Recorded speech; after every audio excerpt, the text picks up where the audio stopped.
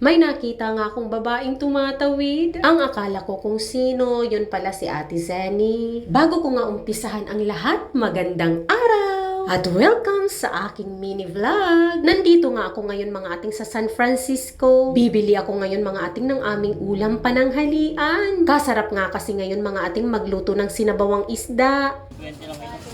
220. Yung isang ganito, magkano? May kalahati?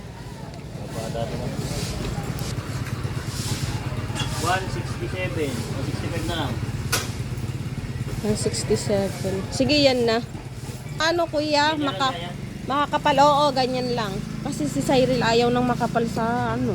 At humingi na nga rin ako dito ng hasang para nga sa aking mga pusa. Pagkatapos ko nga bumili ng isda, dumiretso na nga ako dito sa bilihan ng gulay. Si Ate Zenny talaga isinusundan ako o ako ang sumusunod kay Ate Zenny. Nakita ko na naman mga ating dito si Ate Zenny sa mga bilihan ng gulay. Bibili nga lang ako dito mga ating ng ricados para nga sa kailangan ko sa lulutuin kong sinabawang isda. Sibuyas, luya, kamatis at saka kalamansi nga mga ating at okra ang aking bibilhin dito. Marites po ako nakita dito. Gaya-gaya sa pamimili.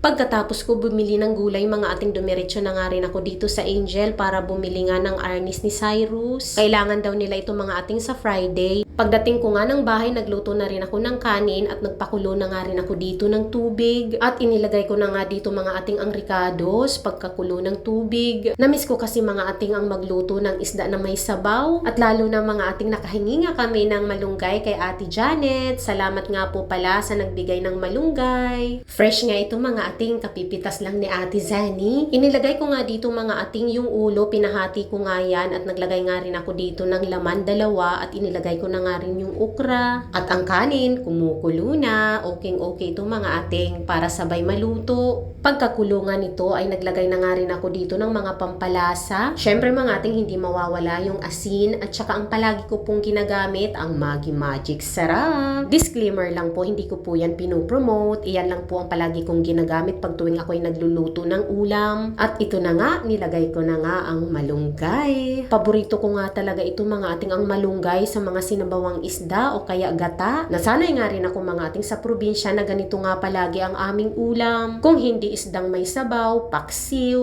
inihaw. At syempre mga ating titikman natin yan kung okay na nga ang lasa. Hinati ko nga pala mga ating yung isda. Ang kalahati nga pala mga ating sinabawan ko at ang kalahati ay ipiprito ko. Kaya hanggang dito na lang ang aking mini vlog. Hanggang sa muli, maraming salamat sa inyong suporta. Bye-bye!